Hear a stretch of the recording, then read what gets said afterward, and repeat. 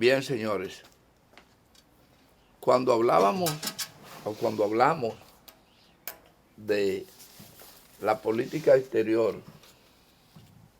cuando queremos justificar, dar datos importantes sobre los acontecimientos en América Latina, nos tenemos que remontar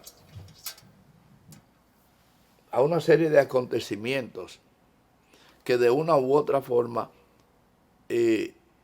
fueron hechos que ocurrieron, algunos de ellos espontáneos, pero aplastados por los poderes locales, con la ayuda extranjera incluso,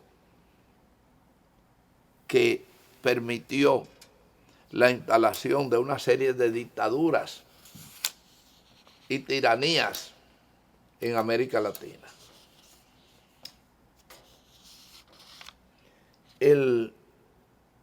Los gobiernos de América Latina,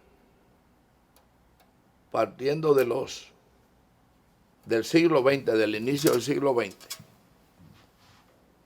todos de una u otra forma fueron hechura o con el apoyo de fuerzas extranjeras que por conveniencia económica en un momento determinado le impusieron y doblaron el modelo de gobierno, algunos de ellos por miedo al imperio, otros por ignorancia y otros sencillamente por ambición. Esos gobiernos se establecieron en América Latina y se perpetuaron porque consiguieron ese apoyo externo que lo mantuvo siempre bajo un apoyo mientras controlaban la población para que aceptara de buena forma el mandato impuesto. Eso ocurrió prácticamente en todos los países latinoamericanos. Lo encuentra esas expresiones en el Caribe, Centroamérica, Suramérica, etc. Y todos los países han tenido dictaduras y tiranías. Algunos se sacudieron de ellas y se crearon los llamados gobiernos democráticos. Los llamados gobiernos democráticos son un juego de palabras puramente política. Y usted lo puede encontrar disperso por diversos lugares en el hemisferio. Hay estilos de gobiernos que no entran dentro del marco de la simpatía de los hilos del imperio y muchas veces no han tenido la paciencia de esperar o destruir ese estilo y entonces han violentado el curso de una conducta histórica como es el caso de la República Dominicana, para no irnos a otro lado. Ahora, hoy que estamos a 26 de abril, tenemos mañana 27 y pasado mañana 28. Hoy es miércoles, mañana lógicamente es jueves, el viernes se cumple 58 años de la intervención, señores, más de medio siglo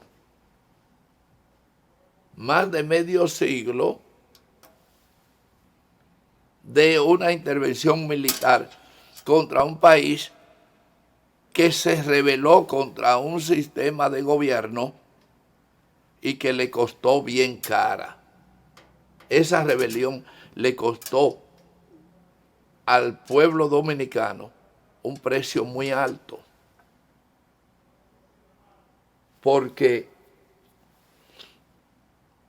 le costó el cercenamiento del desarrollo económico por un lado, más los gastos incurridos que todavía se sienten después de más de medio siglo, que una gran parte de ustedes no habían nacido. Ese más de medio siglo de historia dominicana, que tuvo una relación del 24 de abril al 28, una relación directa, 4 días después de estallar un movimiento cívico-militar democrático, los Estados Unidos no aguantó lo que asustados entendían que ese movimiento se convertiría en un movimiento similar a Cuba y que la República Dominicana le acechaba el peligro del comunismo. Y diríamos que no era mentira desde el punto de vista del miedo, lo que es el miedo, pero el miedo a un fantasma.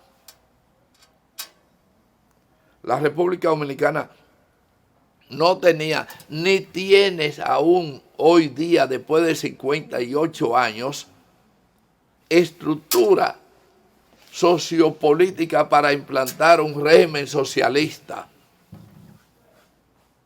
La República Dominicana no era Cuba. La República Dominicana vivió 30 años bajo un régimen que no permitió desarrollo alguno para sus habitantes, para la comunidad joven y todo aquel que intentó o logró romper un cerco, cayó en el contracerco.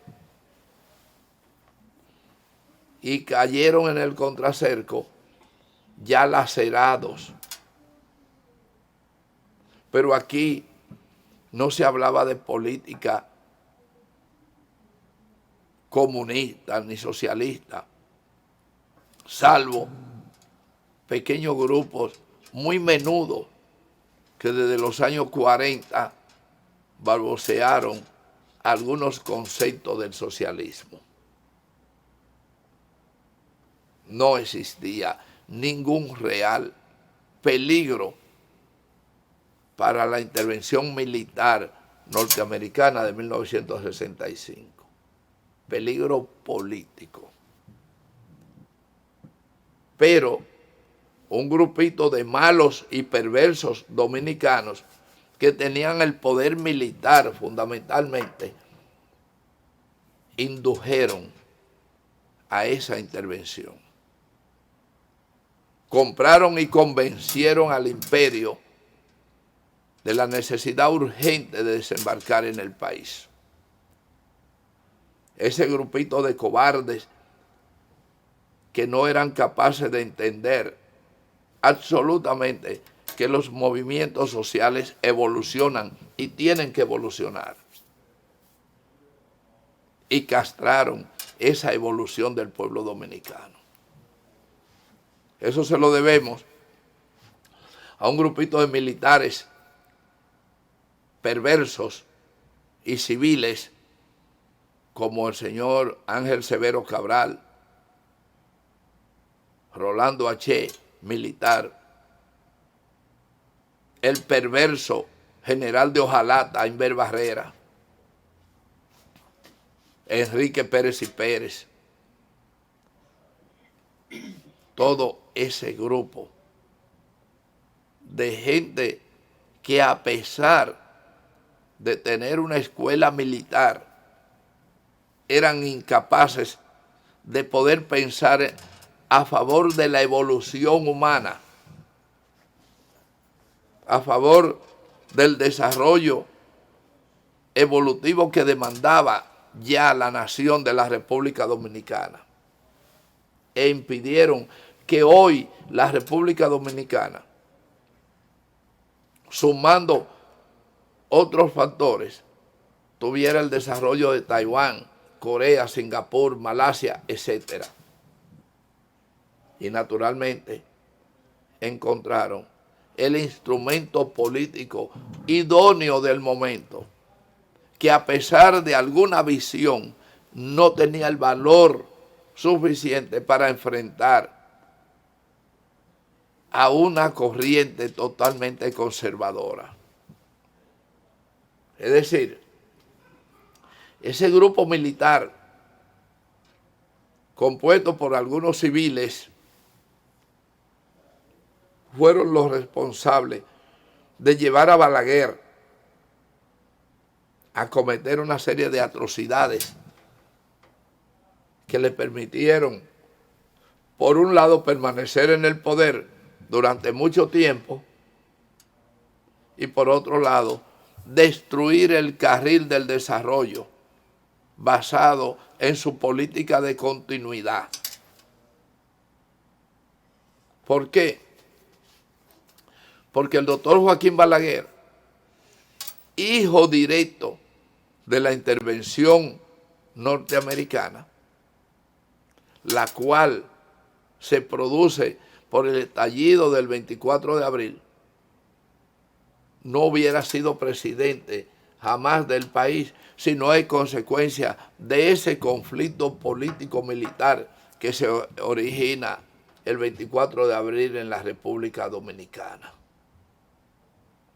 Ante esa situación, la amenaza, la falsa amenaza del comunismo y la presión del grupito de perversos militares de la época, asesorados por unos estructurados y atrasados intelectuales del momento, se crearon las condiciones y convencieron al presidente de los Estados Unidos de que debía desembarcar la 82 División en la República Dominicana, que estaba en tránsito prácticamente hacia Vietnam. Esa es la razón para que aviones volaran bajito anunciando la realidad de una intervención militar, supuestamente para salvar la vida de los ciudadanos norteamericanos que vivían en el país. Una división, señores, para eso, para justificar. Y luego, lógicamente, que ante esa situación, el pueblo, frente al abuso, toma conciencia y sectores importantes de la sociedad política se agrupan y deciden combatir esta intervención militar, lo que la convierte en una guerra patria. Esa intervención militar que culmina, como siempre en América Latina, con aquello del embudo, la campana de Gao como resultado a una política de fuerza. Concluyó destruyendo al movimiento político constitucionalista e imponiendo una fuerza representada por un títere que luego resultó otra cosa, tal como los mandatos se lo exigían, y que le gustaba el poder tanto que murió en él. Joaquín Balaguer, que por consecuencia era el político de mayor experiencia de Estado que existía en el momento, debido a que había servido durante 30 años como alto funcionario, incluyendo la condición de vicepresidente y presidente interino de la República Dominicana, habiendo sido ministro, embajador, todo lo que usted se imagina como cargo a la sombra de Trujillo, no había nadie con la experiencia de Estado de Joaquín Balaguer. Pero además, con una estructura servilista, pues obviamente que el presidente de los Estados Unidos, ante el conflicto armado y la decidida conclusión de que era imposible controlar a la juventud dominicana del momento si no había una salida negociada entre un comillado que culminó con la instalación impuesta de un gobierno llamado de transición, un gobierno provisional que fue García Godoy durante un año, para organizar un proceso electoral que fue sencillamente creado bajo las condiciones de que el ganador debía ser Joaquín Balaguer y no Juan Bosch, a quien por sus concesiones liberales le habían dado un golpe de Estado que fue lo que originó el levantamiento del 65. Un golpe de Estado a una democracia legítimamente elegida y en pleno ejercicio del poder, designado para gobernar durante 4 años, pues este grupo de títeres impusieron el crimen de solo dejarlo gobernar 7 meses. Y en esos 7 meses sembró en el país el espíritu de la democracia. Asunto que continuaremos un poquito más después de esta pausa. Señor director.